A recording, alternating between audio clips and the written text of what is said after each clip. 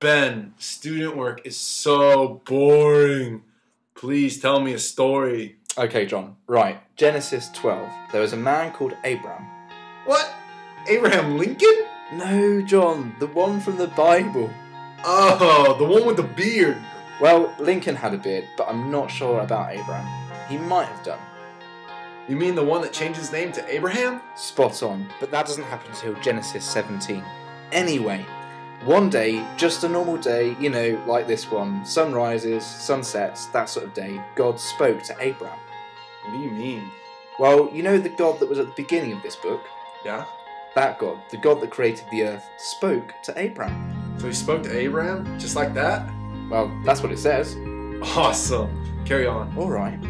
Well, God says to Abram, "Leave your country, your people, and your father's household, and go to the land I will show you." Impressive God voice. I like it. Thanks. The story gets better. So Abram hears this God and then does what he says. This is amazing.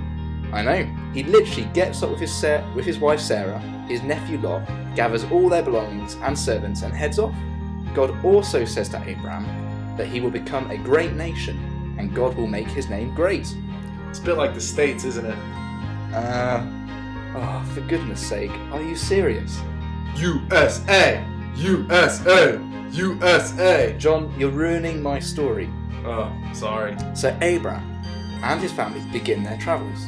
Did they stop for food? I'm sure they did. McDonald's. I love McDonald's. I'm just going to ignore you. So, they are travelling, nowhere near McDonald's, and God appears to Abram again and says, "To your offspring I will give you this land." Now, this is an important promise to remember, as it shapes the whole story of the people of Israel, from the Old Testament to the New, and even has an impact on Israel's story today. True story. I'll try to remember that one. So, to highlight this important promise from God, Abram decides to build an altar. What the heck is an altar? Well, I'm glad you mentioned that.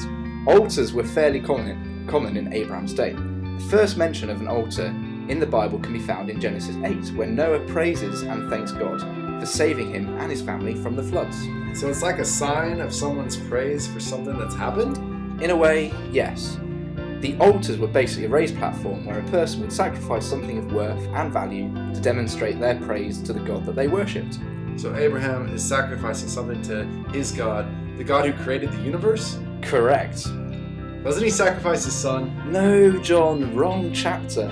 But he later does attempt to sacrifice his own son, but the God that Abraham worships steps in and provides a sacrifice, which is another profound, cultural-changing, mind-shifting event that ever happened in the time and culture that this was written. A God that provides a sacrifice was unheard of. Again, another important fact to remember which shapes the story of the Bible and our lives. So Abraham hears from God. Yep. He does what he says? Indeed.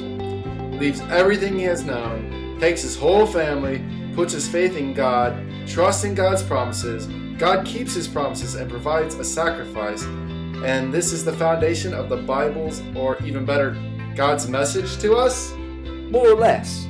Abraham and many others throughout the Bible and throughout the life today make silly mistakes along the way, but you've got it. And all we got out of all that, out of 9 verses? I know, they don't call us the student team for nothing.